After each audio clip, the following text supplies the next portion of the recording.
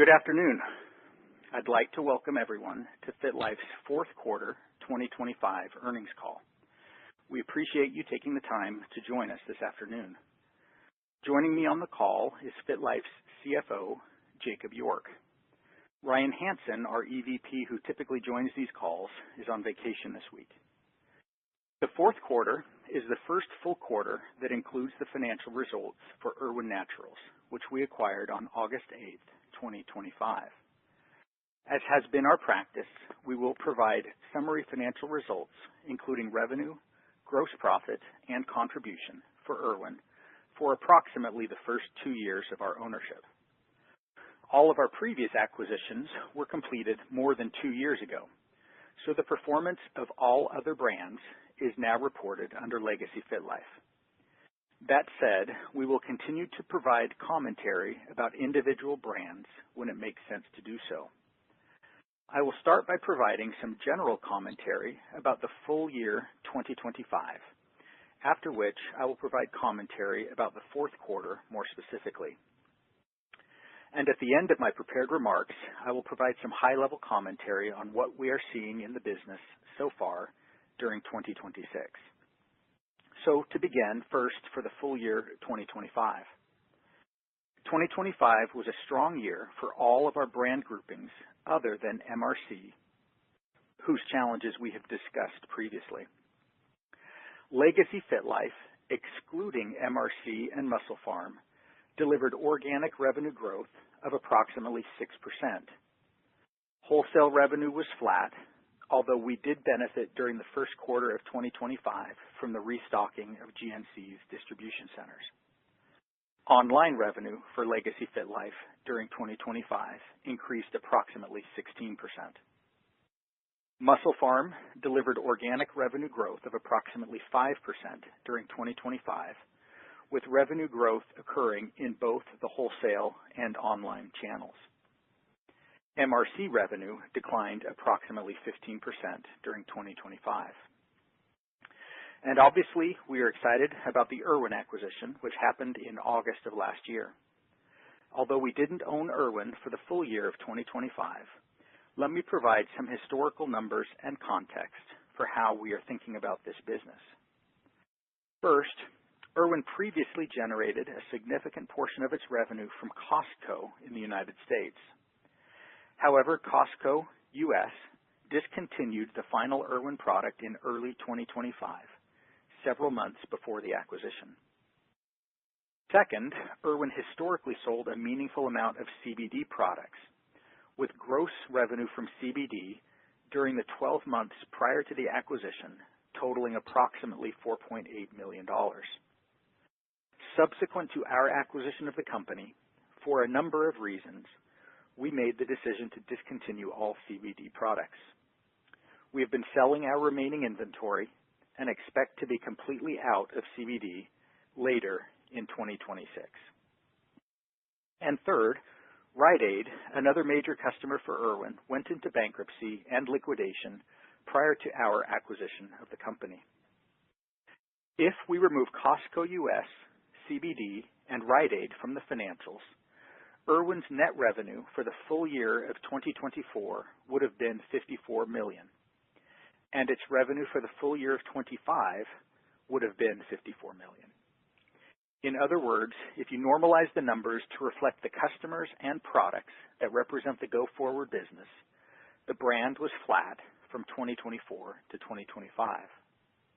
If you do the same math just for the fourth quarter of 2025, which was our first full quarter of ownership, Irwin delivered organic growth of approximately 6% compared to the fourth quarter of 2024.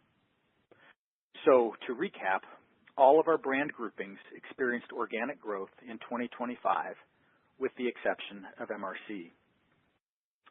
Now, regarding the fourth quarter of 2025, total revenue was $25.9 million, an increase of 73%, primarily as a result of the acquisition of Irwin, partially offset by weakness in Legacy FitLife. Wholesale revenue was $15.5 million, or 60% of revenue, an increase of 213% compared to the fourth quarter of 2024. Online revenue was $10.5 million, or 40% of total revenue, an increase of 4% compared to the fourth quarter of 2024. Excluding the amortization of the inventory step-up related to the Irwin acquisition, gross margin was 37.0% compared to 41.4% during the fourth quarter of 2024. The decline in gross margin is primarily due to the acquisition of Irwin, which has historically operated at a lower gross margin than most of our other brands. We expect Irwin's margins to increase over time, and I'll provide more detailed commentary later in the call regarding the opportunities for improvement. Contribution, which we define as gross profit less advertising and marketing expense, increased 47%, driven primarily by the addition of Irwin, partially offset by lower contribution from Legacy FitLife. Net income for the fourth quarter of 2025 was $1.6 million, compared to $2.1 million during the fourth quarter of 2024, with the decline driven primarily by transaction-related expense and amortization of the inventory step-up associated with the acquisition of Irwin. Adjusted EBITDA was $3.5 million, a 14% increase compared to the fourth quarter of 2024. With regard to brand-level performance, I'll start with Legacy FitLife. We mentioned on our third quarter earnings call in mid-November that we were starting to see broad-based weakness across our portfolio of brands. That weakness accelerated late in the fourth quarter and into the first quarter. From a macro environment perspective, given the backdrop of economic and political volatility, we know there are broad-based consumer confidence concerns, particularly for discretionary products. Consumer sentiment remains near all-time lows, and consumer discretionary spending has been declining since late last year and is at the lowest level it has been in the past 4 years. Total Legacy FitLife revenue for the fourth quarter of 2025 was $13.3 million, of which 68% was from online sales and 32% was from wholesale customers. This represents a 14% year-over-year decrease in wholesale revenue and a 10% year-over-year decrease in online revenue, or a 12% decrease in total revenue. The declines were primarily attributable to MRC and MusclePharm, with the other Legacy FitLife brands delivering organic growth of 4% during the fourth quarter. Gross margin for Legacy FitLife declined slightly from 41.4% to 40.7%. Contribution declined 18% to $4.3 million, and contribution as a percentage of revenue decreased to 32.5% compared to 34.9% in the same quarter of 2024. Excluding MRC and MusclePharm, the other Legacy FitLife brands delivered higher revenue, higher gross margin, and higher contribution as a percentage of revenue compared to the fourth quarter of 2024. Moving on now to Irwin.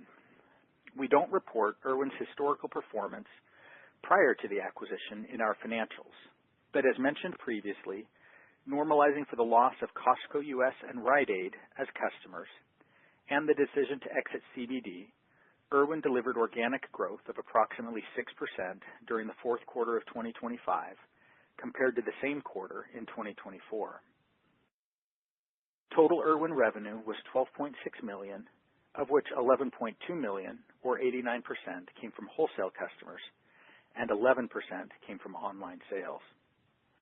Gross margin for Irwin during the fourth quarter was 28.0%, and contribution as a percentage of revenue was 26.6%. Adjusting for the amortization of the inventory step-up, Irwin's gross margin and contribution as a percentage of revenue would have been 33.2% and 31.8%, respectively.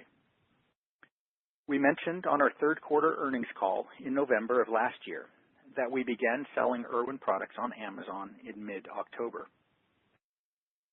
I am pleased to report that Irwin's Amazon business scaled nicely throughout the fourth quarter, delivering approximately $60,000 of revenue in October, $300,000 of revenue in November, and almost $500,000 of revenue in December. Irwin's growth on Amazon has continued in the first quarter of 2026, but I'll provide more commentary on that shortly. Now let me provide a few additional high-level comments and some forward-looking remarks, and then we can move into Q&A. Regarding the balance sheet, we began paying scheduled amortization on our term loan during the fourth quarter. In total, we paid down approximately $1.9 million of debt during the fourth quarter, bringing our debt balance to $44.7 million. We further reduced the balance on our revolver by $1.4 million during the first quarter, and we made another scheduled amortization payment on our term loan of approximately $1.5 million yesterday. We are ahead of schedule on our debt reduction and will continue to deploy excess free cash flow to further reduce indebtedness. As mentioned previously, we have continued to experience weakness across most brands and channels during the first quarter. We have identified and are working on 5 priorities to address the recent soft performance that we expect will favorably impact revenue and cost in the future. First, we expect to be able to significantly improve Irwin's supply chain.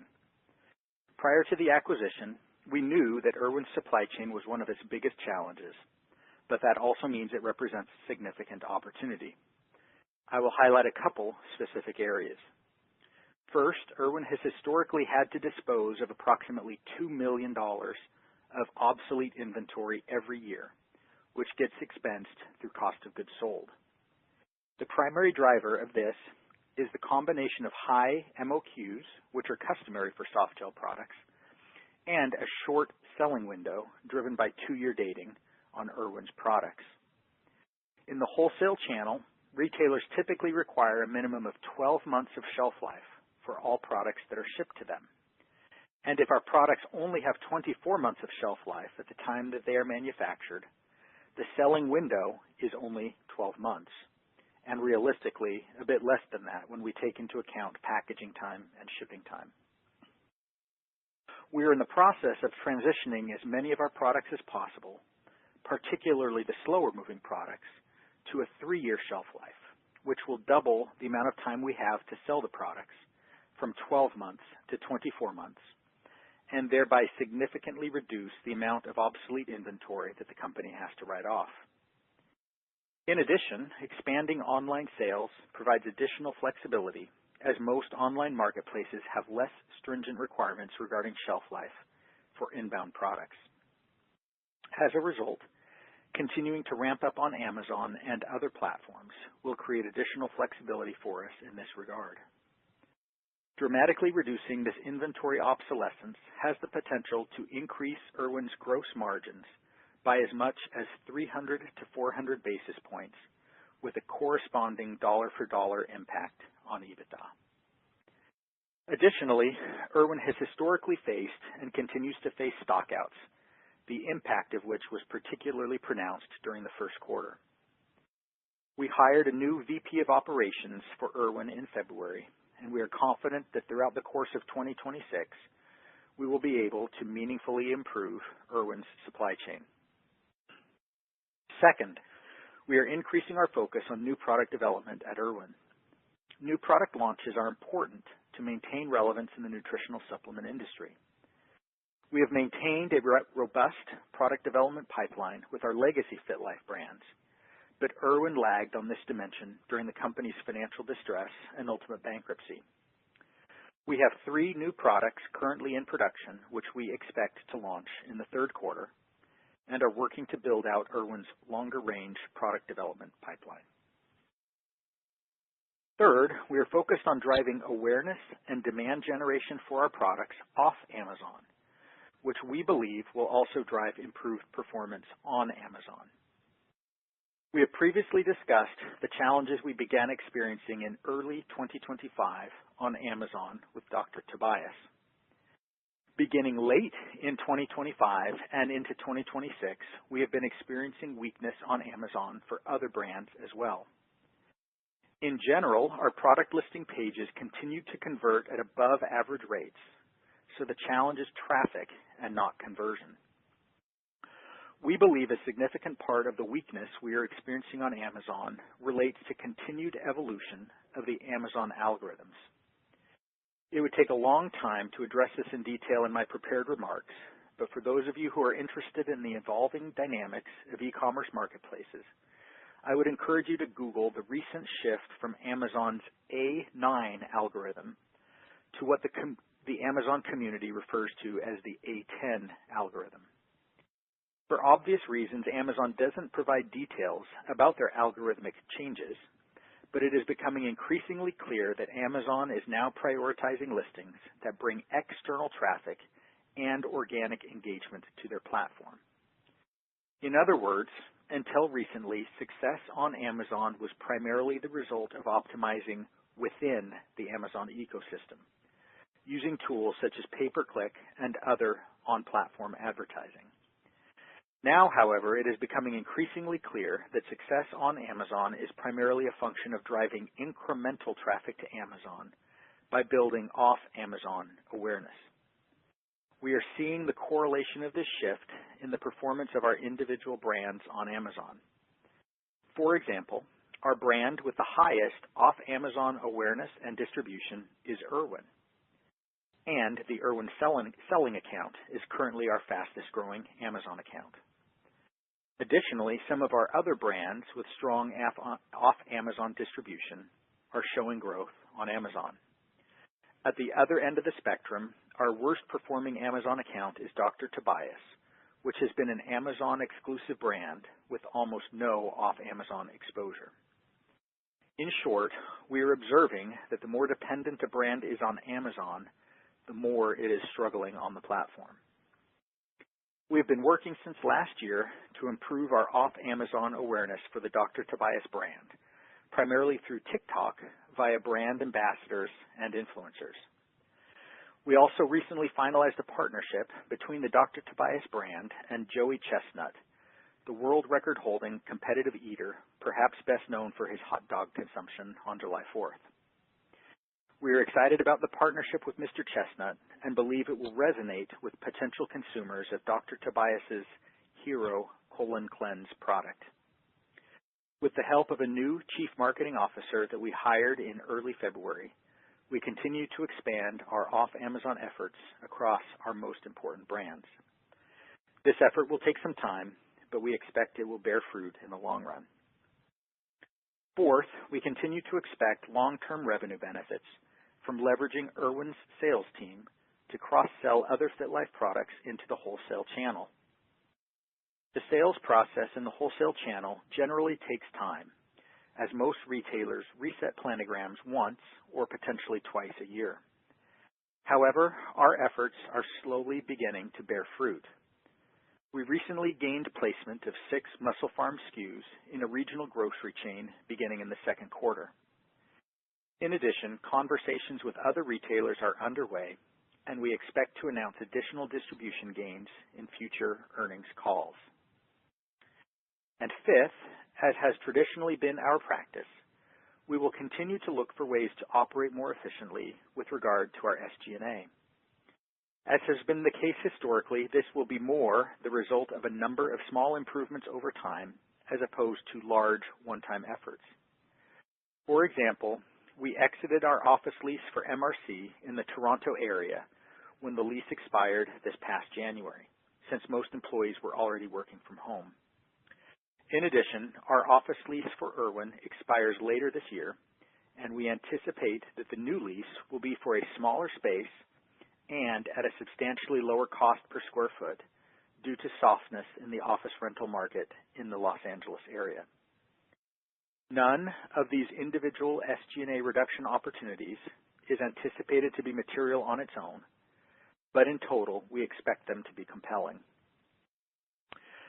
I've talked a lot about some of the challenges we are facing and what we are doing to address them. Before closing, however, I want to touch on one bright spot in our business, which is Irwin's continued growth in online revenue. I mentioned earlier that monthly revenue increased to approximately $0.5 million by the end of the fourth quarter. We are encouraged that the growth has continued throughout the first quarter, with monthly revenue now approximately $0.8 million. In other words, in a few short months, this has become a business with roughly $9 to $10 million of annual revenue on a run rate basis, with higher margins than our traditional wholesale business. In addition, we think there is further upside since some of our best-selling products in the wholesale channel are not yet on Amazon, and we have been hurt somewhat by the out-of-stock situations I previously mentioned. And although we continue to see declines in subscriber counts on Amazon across most of our other brands, as we mentioned on our third quarter earnings call, we are seeing very strong subscriber growth for the Irwin brand, with subscribers increasing from approximately 500 at the beginning of 2026 to over 3,600 today. In terms of outlook for the full year, we are going to hold off on providing any kind of formal guidance at this point in time, given the weakness in the first quarter and our uncertainty about how long the exogenous challenges will persist and how quickly our internal efforts will bear fruit. The online growth we are experiencing at Irwin is encouraging, but at this point we just don't know whether it will fully or only partially offset the weakness we are experiencing elsewhere. So with that introduction, I will conclude my opening commentary, and we can go ahead and open it up for questions.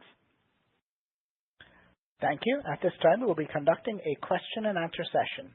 If you have any questions or comments, please press star one on your phone at this time. We ask that while posing your question, you please pick up your handset if listening on speakerphone to provide optimum sound quality. Once again, that will be star one on your phone at this time if you wish to ask a question. And please hold while we poll for questions. The first question today is coming from Ryan Myers from Lake Street. Ryan, your line is live. Hey guys, thanks for taking my questions.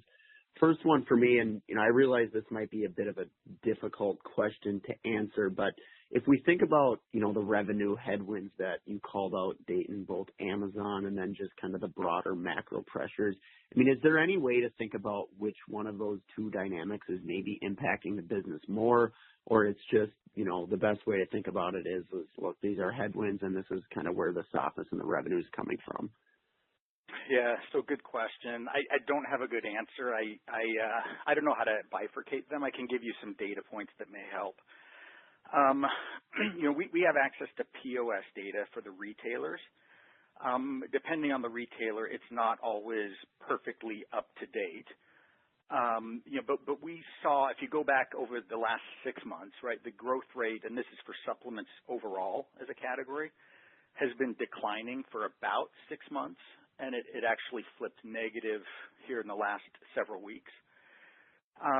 If you look at that as just a raw percentage, it's much smaller than kind of the declines we've been seeing. So there's some other variables coming into play. It's hard for me to, our out of stocks are kind of hard to quantify. It's definitely in the hundreds of thousands. So, I guess I don't have a great answer for you, Ryan, other than there clearly is some general weakness, and then there clearly are some areas where, we're down, and I probably can't blame kind of the market overall. So okay. I don't know if that's helpful or not, but that's kind of what I got. No, that's helpful. Appreciate the color there. And then, thinking about gross margin, I think you guys gave the adjusted gross margin number of 37%. Is that the right way to think about the business going forward with Irwin, or do you think that, given some of the priorities you guys laid out, do you think you guys can get back into that 40% margin? Just how we should be thinking about the gross margins going forward? Yeah, 40% is probably a stretch. So Irwin has kind of historically been in the low 30s, so usually not 30%, but also not 35%. I think we can get Irwin up into the certainly mid, if not high 30s. If you look at historically the legacy FitLife business, we tended to be more low 40s. So I think for the combined business, over time, again, not next quarter or, the quarter after that, but as we're able to address some of these things like the supply chain and the 2-year dating issues that I brought up, I think something closer to the high 30s is reasonable. Okay. Got it. Thanks for taking my questions. Yep. Thank you. The next question is coming from Samir Patel from Ascalon Capital. Samir, your line is live. Hey, Dayton. Thanks for taking the question. So first off, with the understanding that you're not providing guidance for the year, at the time of the acquisition, you kind of laid out, I think it was $120 million in revenue and $20 to $25 million in adjusted EBITDA. I guess when you're saying that you're not sure if the Irwin, the online sales are going to offset kind of the weakness you see elsewhere, should we interpret that as, obviously the most recent quarter, even if you account for seasonality, kind of puts us below the low end of that range? Are you basically saying that if Irwin online continues to go well, then maybe that gets us back into that range, but if not, then we're below that range? Is that kind of how you were thinking about it? Yeah, I mean, I'll characterize it maybe a bit differently. Look, if I had any confidence in what 2026 would look like, I would certainly tell you guys. But so let me just give you the data points I have. So if you look at Legacy FitLife for 2025, you can look at our financials, and I think the number for the full year for revenue was $62 million. I kind of walked through the math for Irwin, again, making the adjustments for losing Costco and Rite Aid, as well as taking out CBD, and that number was 54. So at the end of 2025, the combined business was about $116 million.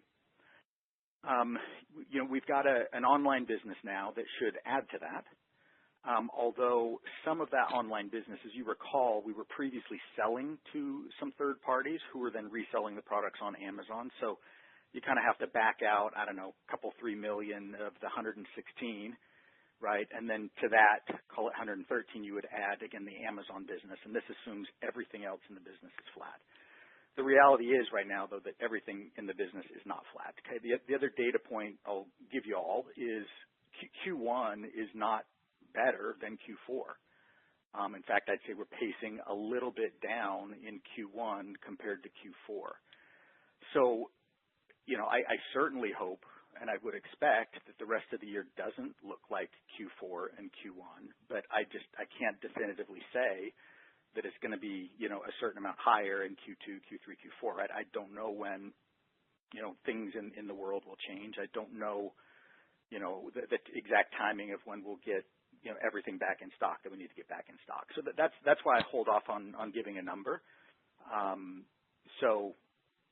If the incremental online business, if it stays kind of right where it is, and you subtract call it $3 million of wholesale revenue that we gave up, we'd be about 120. And, again, I'm not saying I expect that because Q1, right, is proving to be, as challenging, if not a bit more challenging than Q4. So those are the data points. And because I don't know, I don't want to tell you guys what's going to happen. I'd rather, give guidance when I have a reasonable degree of confidence what that number is going to be. Okay. And just to clarify a little bit further, when you refer to Q1 kind of tracking similar to Q4, are you saying like on a year-over-year basis, or are you saying like we're not seeing the typical, I know that Q4 is typically the weakest quarter for supplements than Q1, New Year's resolutions stronger. So are you saying that sequentially you're expecting Q1 to be flat to down from Q4? Yeah, yes. Q1 looks a whole lot like Q4. Okay, understood. And maybe talk a little bit more about the decision to exit CBD. Is that a margin decision, or what went into that? No, in fact, margin would be the reason to keep it. CBD is an incredibly complex as it relates to the legal environment. So federally, there are very challenging guidelines about what you need to do in order to be able to sell CBD, stuff like the Farm Bill and whatnot. But then on top of that, the state level regulations are even more complicated. And so if you're selling online and you're selling into 50 states, you have to be aware of and keep up with all of the regulations in the different states, which in and of itself was pretty challenging. Further compounding it, I would say we were undecided when we bought the business. We certainly didn't buy Irwin because of the CBD. But I think it was either October or November when the latest spending bill was passed again federally. That bill, in our interpretation, essentially makes it, I don't want to say impossible, but certainly very difficult to legally sell CBD. And it's just not worth the complexity. And so for that reason, we're choosing to get out. We've had CBD topicals and we've had CBD ingestibles. There is no retailer, because of the legal environment and some of the challenges out there, there's no retailer, no major retailer, I should say, brick and mortar or online that sells ingestible CBD. You can't buy it at Target, Walmart, you can't buy it on Amazon. You can buy it in local health food stores and whatnot. And so, topicals, the only place we sell CBD in kind of a major retailer is we sell topical CBDs in CVS. So, we're just, given the legal environment and the fact that it wasn't growing for us anyway, it was declining, and it's particularly challenging to keep up with, we just decided to move on and focus on kind of what we know best. Thanks. Makes sense. And the final one, you mentioned the various initiatives that you have ongoing, and thanks for kind of scoping those in terms of potential impact.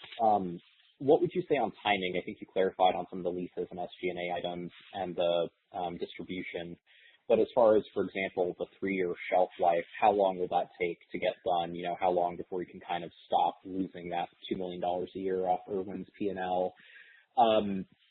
And I guess more broadly, if you could go a little bit deeper into the demand generation side, outside of TikTok, maybe, and the things that you're doing to try and get shelf placement for some of your legacy products and also drive more traffic to Amazon. Yeah. So on the dating, I think you'll start to see the impact of that in Q2 and beyond. So we have received at this point now some of our first products with the 3-year dating. And just to give you a bit more color on how that works, you don't just get to decide to kind of change your expiration date on the bottle. You've got to be sure that the product, when it hits the 2-year mark or the 3-year mark, if someone were to open it up and send it to a lab and test it, that it still meets the label claim. And so to go from 2 to 3-year dating, that entails revising, updating all of your formulas, making sure you have enough in there that it will not just get to 2 years, but will get to 3 years, right? So almost every single product we've had to kind of update the formula.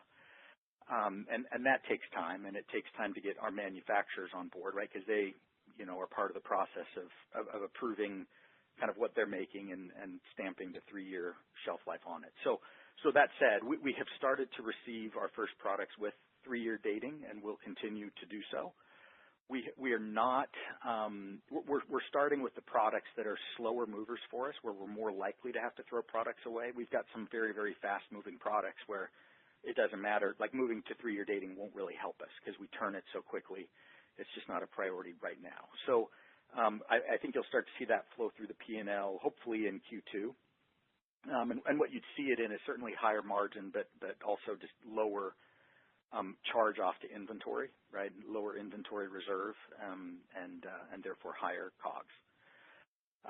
Your second question on the off Amazon, what we're doing there, it just varies across brands. We have been focused on Dr. Tobias first, because it has the biggest exposure to Amazon. But we've talked about TikTok, and I don't want to provide numbers that get people too excited because it's definitely slow going, but we continue to see increased engagement, increased kind of GMV, increased sales on TikTok.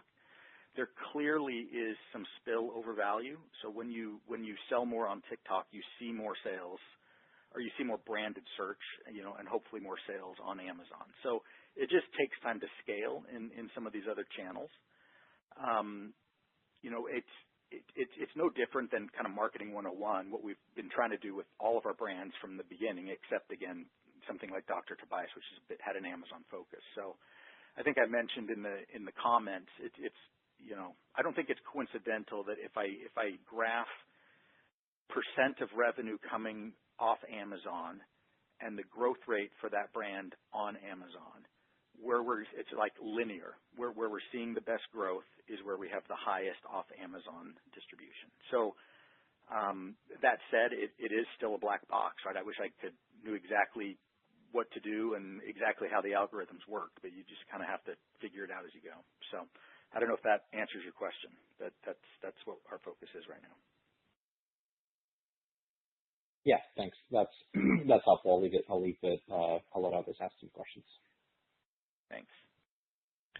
Thank you. And the next question is coming from Sean McGowan from Roth Capital. Sean, your line is live. Thank you. Hi, Dayton. A couple of questions here. Is the impact of the inventory step-up complete, largely complete? Where are we on that? It is done. So that's been fully, the last expensing of that was in Q4. So in the Q1 numbers and beyond, you will not see any amortization of inventory step-up. Okay. And circling back to an earlier question about the kind of the gross margin opportunity at Irwin, I think you ended that comment with something that you was talking about the high 30s, not right now, but eventually. Did you mean consolidated gross margin or just Irwin itself in the high 30s? Yeah, I was thinking consolidated, right? I think Irwin can get, FitLife has been, legacy FitLife has been low 40s lately.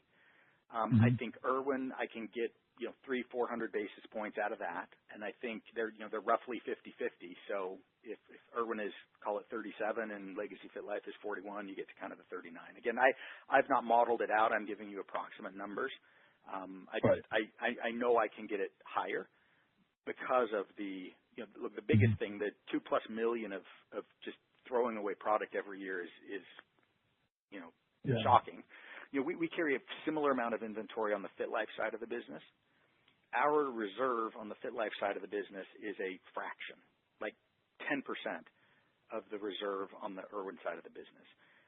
And it's because of the shelf life flexibility that we have. Most of our products on the FitLife side, I can probably count on 2 or 3 fingers the number of products we have that is less than 3-year shelf life. So that will create a bunch of flexibility.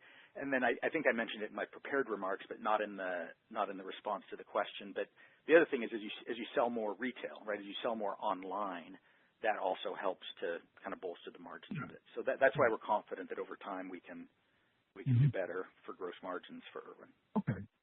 And on that shelf life issue, at the risk of getting too much into the weeds, I'm just wondering, you've only had this business since August. If it was that easy for you to fix it, why wasn't it done before? They just didn't pay attention to it? I don't know. I don't want to point fingers or cast blame. I think people have different priorities, and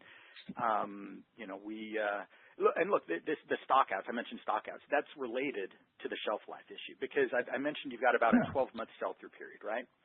And so if you want to avoid throwing inventory away, you try and time the delivery of your next purchase order for right around the time you run out. Because if you get it 4 months too early, you're still selling the old stuff, and then you only have 8 months to sell the new stuff, right, before it expires. And so you get in this game of trying to time your inventory purchases, and then you've only got 12 months to sell it, right? If you order too early, your reserve, your obsolescence goes up. If you order too late, or if it shows up too late, I should say, because you always order on time, but there's variability in supply chains. If it shows up too late, then you're dealing with stockouts. So we think kind of this transition, and I mean, me talking about it makes it sound easy. Like this is not easy. This is lots and lots of people spending lots and lots of hours, right, and revising formulas and spending tens of thousands of dollars on testing, and it's a lot of work to get to that point, but it's unequivocally worth the effort. Yeah, but and then looking at it from a different perspective, how will you be able to be confident that it kind of stands the test of time on a 3-year shelf life if you haven't been able to actually experience that amount of time? Well, is the testing accurate enough? Yeah, and the reason is, again, most of these products we've been making for more than 3 years, and it's called retains. You have to keep a certain number of every production lot of every product you've ever made. So we can pull something off of our internal storage shelves that were made 3 years ago. We can test it, and we can see how it tests out, and we can know what the deficiency is, and then that tells you now know how much more you need to put in it when you make it. Kind of the decay is the wrong word, but the extent to which certain products diminish over time. Vitamins are very, very tricky. Vitamins diminish more rapidly over time, and it's very hard to get 3 or 4 year dating on a multivitamin that has a lot of ingredients, right? But on a lot of other products, you can get 3-year dating. So you have to increase what's called the overages, right, in the initial production, which, by the way, can increase your cost a bit because you're putting more raw materials into the product. But you make up for it in not having to throw the product away over time. Right. Okay, a couple more then.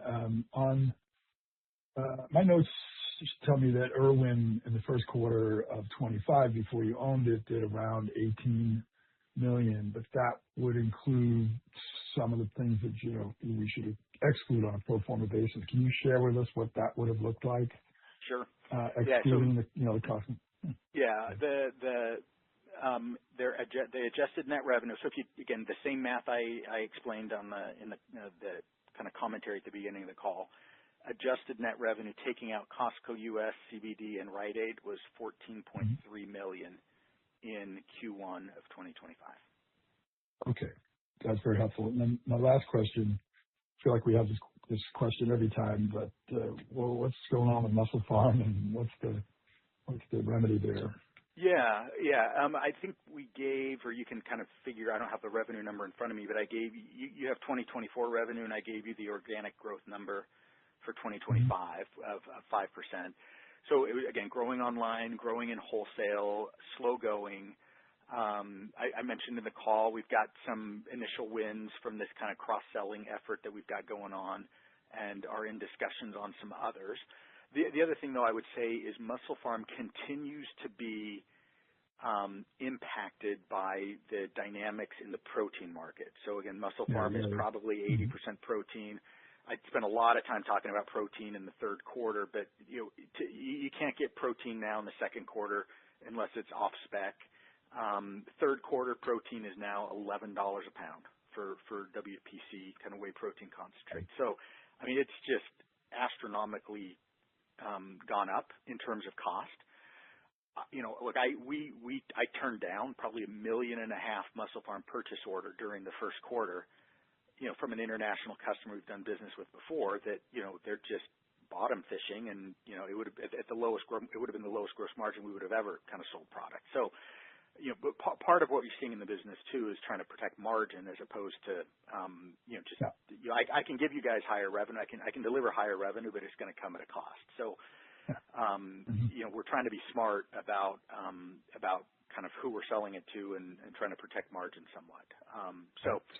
It's continuing along, and I say nothing dramatic to report in Q1 other than we're preferring to sell product to people willing to pay a bit more than some of our other customers.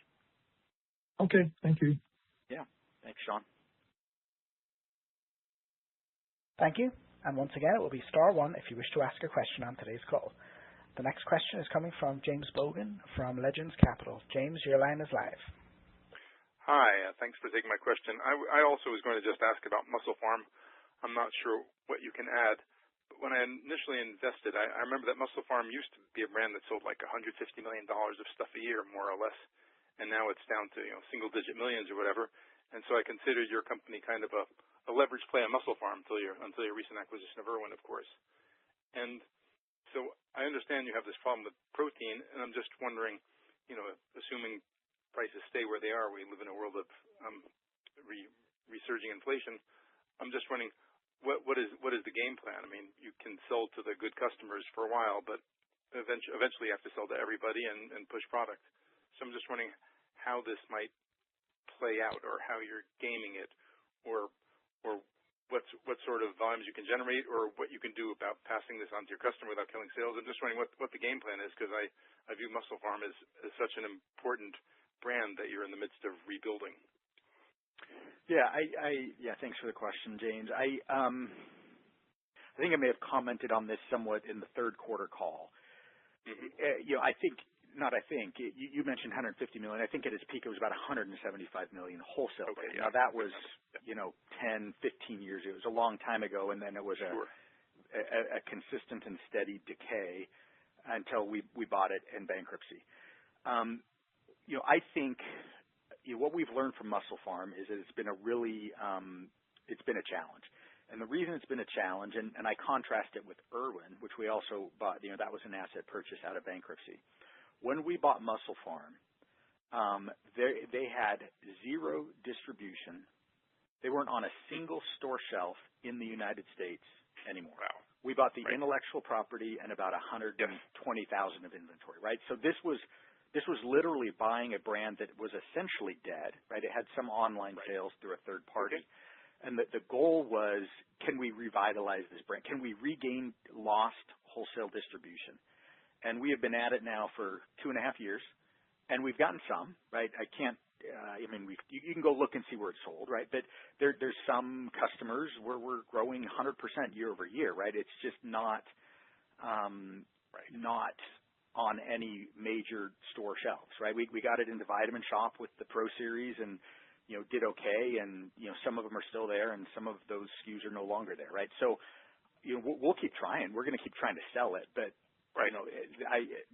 anyone that has any expectation that this is going to be a $175 million brand again, I would just encourage you to temper your enthusiasm. Right. So of course, our I didn't mean that. But I thought even if you could achieve a fraction of that, a quarter of that, our plan is to grow. Like we still want to grow it, right? But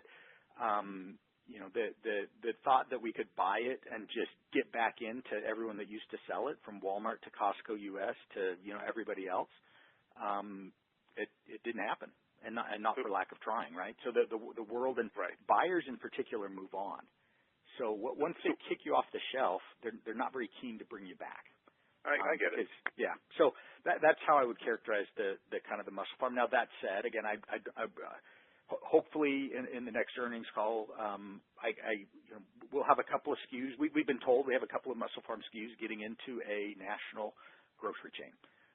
It's not 100% confirmed. We've been told to expect POs and store counts, and we'll see if that comes through. I don't want to talk about it prematurely, but hopefully within the next month or two, right, there will be something like that on the next earnings call we'll have something we can talk about. But also those are singles. It's not a home run. It's not going to double the size of the business overnight. So what can you do about the cost, the input cost? The protein is what it is. It is what it is. I cannot get. Protein is a global commodity, right? Everyone's going to be paying the same price. In hindsight, I will never buy another brand that is IP only, and I will never buy another brand that is protein dominant, just given kind of what we've seen and what we've experienced. Now that said, I'd probably stop short of saying MusclePharm was a bad acquisition or a horrible acquisition, but it certainly wasn't a great one, right? It's going to be okay, in terms of the multiple what we paid, but it's not the type of acquisition we'd be looking for going forward. Got it. Okay. All right. Thank you very much. All right. Thanks, James.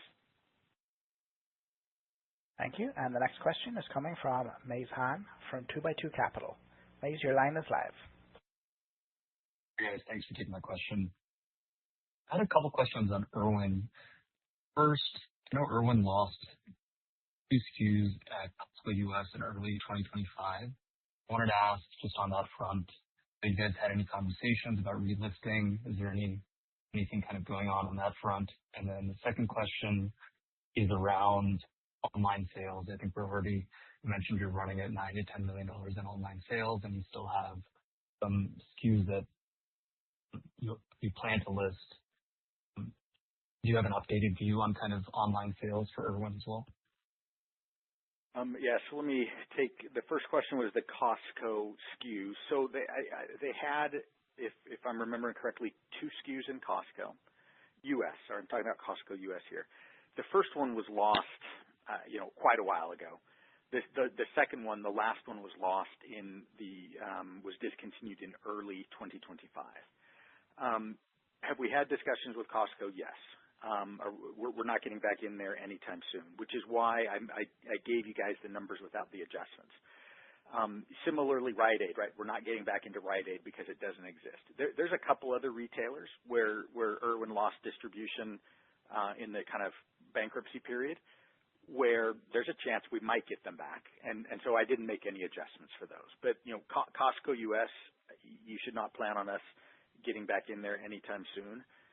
And Rite Aid, is obviously not going to happen. So, I was mentioning this a bit with MusclePharm, but Costco is the extreme example of if you get kicked out of Costco, the likelihood of getting back in is incredibly low. And the reason why is they carry, I'll use protein as an example.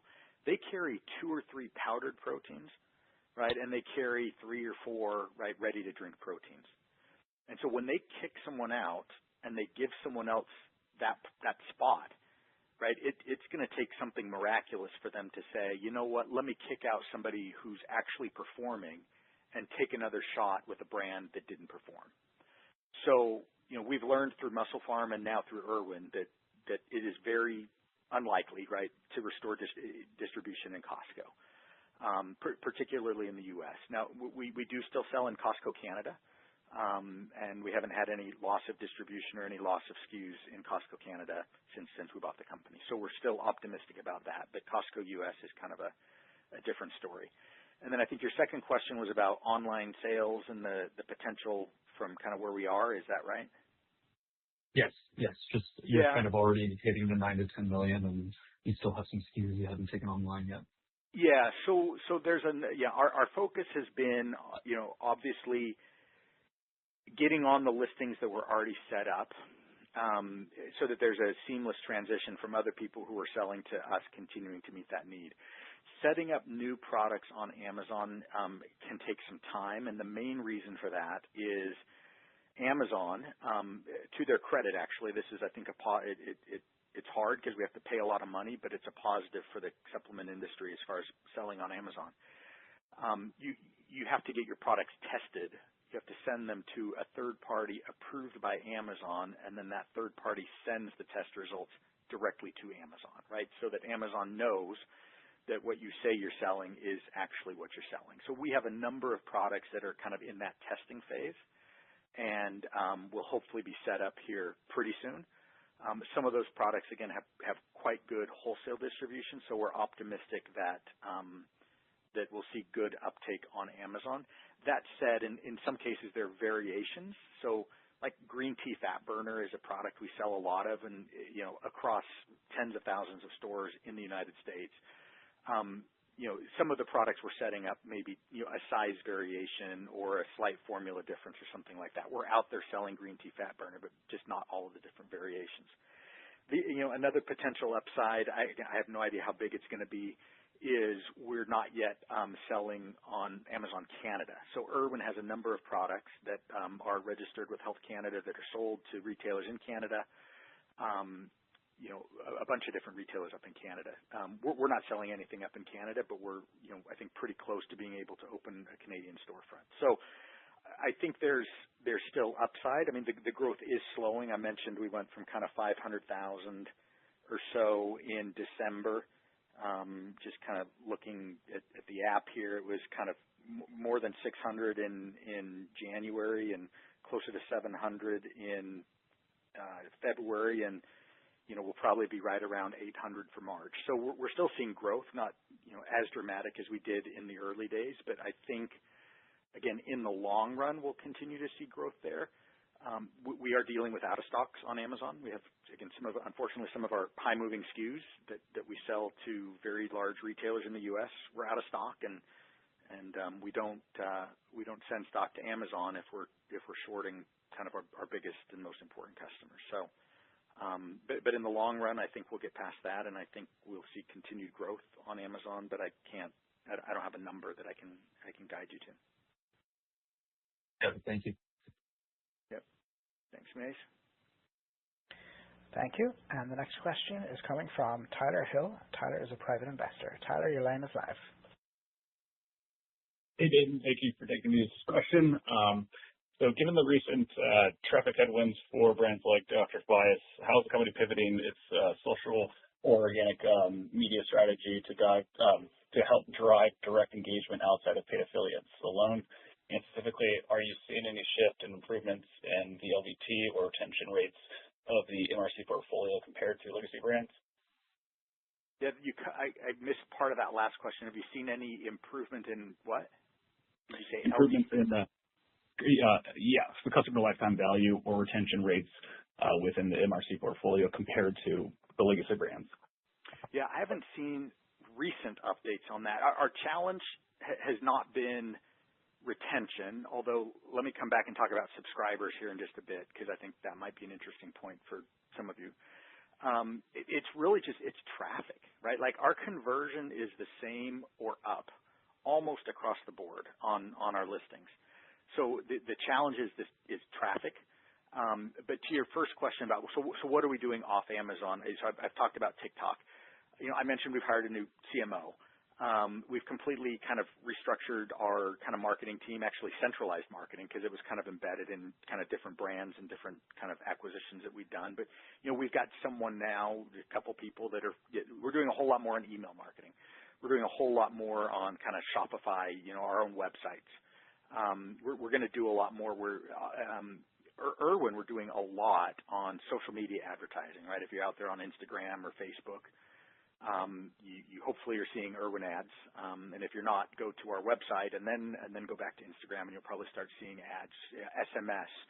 So it's still early days on a lot of that, but it's again, marketing 101. It's just stuff that we historically never had to do with Dr. Tobias because it was an Amazon-focused brand. I don't have anything to report, but if our hypothesis is correct, that off-Amazon distribution will help on Amazon, then it would behoove us to be talking to some of the big retailers that we know about some of the Dr. Tobias products, right? We sell, 10,000 plus units, probably more than that a week of Dr. Tobias and some Dr. Tobias products on Amazon. That's pretty good movement that some wholesale retailers may be interested in. Again, nothing to report. Nobody's kind of given us any indication that they're bringing it in, but it's that type of stuff that we're looking at as we work to kind of get that brand back on track. You talked about kind of customer retention, so subscribers. I want to give maybe an update on that. I think I mentioned subscriber growth, at least for Irwin, right, is strong, is scaling very nicely, but I mentioned subscriber counts are down across the rest of the portfolio.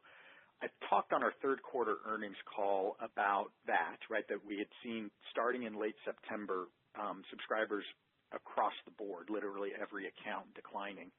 What we've kind of discovered since then is Amazon made a change where, previously, before the change, if you went to a product listing page on Amazon, much of the time the buy box defaulted to subscribe and save. In other words, the consumer didn't actively select, I want to subscribe to this product. Amazon, if they clicked add to cart and buy, they were subscribed. Amazon flipped the switch we think it was, again, late September. And now if you go to any listing on Amazon, you will see that the default is kind of one-time purchase. So they were effectively I'm not sure the right word to use. I don't want to say duping people, but they were people were unknowingly subscribing to products, and so that was resulting in as Amazon, as the platform was growing, as brands were growing, your subscriber count was growing. So that and by the way, we've talked to a number of brands, lots of brands who sell on Amazon, and everyone is seeing kind of declines. With Irwin, we're seeing increases, which is good, but that all went onto the platform after that change was made in September. So just kind of give you all an update on subscribers. So Tyler, did that answer your question, or do you have a follow-up? Yeah, so that was kind of the main point question there, and I wasn't sure, how different the shift from the Amazon changes in their algorithm versus Google itself actually changing and how it's being addressed in multiple ways. Yeah, I'm less familiar with any recent changes in Google and Meta or social, just because we haven't done a ton. We have advertised there in years past with other brands, but it hasn't been a focus. But yeah, to the extent you see more ads from us on those platforms, they will either drive to our website or in some cases they will push to Amazon. Because again, that's what Amazon is looking for, is people that are bringing traffic to them, and they'll reward you for that. In fact, they have I think it's called a brand referral bonus or something like that, where if the traffic is coming from off the Amazon platform, it's normally like a 15% for supplements, a 15% referral fee, a commission that you pay to Amazon. They'll give you a discount off of that if you bring traffic to them from off Amazon. So those are the dynamics at play right now. Thanks so much. Thank you. Thank you. And there were no other questions from the lines at this time. I would now like to hand the call back to Dayton Judd for closing remarks. Well, thank you all for joining the call and for your interest in FitLife. If you have any follow-up questions, feel free to reach out to us. Otherwise, we will talk to you all again here in a few weeks for our first quarter earnings call. Thank you. Thank you. This does conclude today's conference. You may disconnect your lines at this time and have a wonderful day. Thank you for your participation.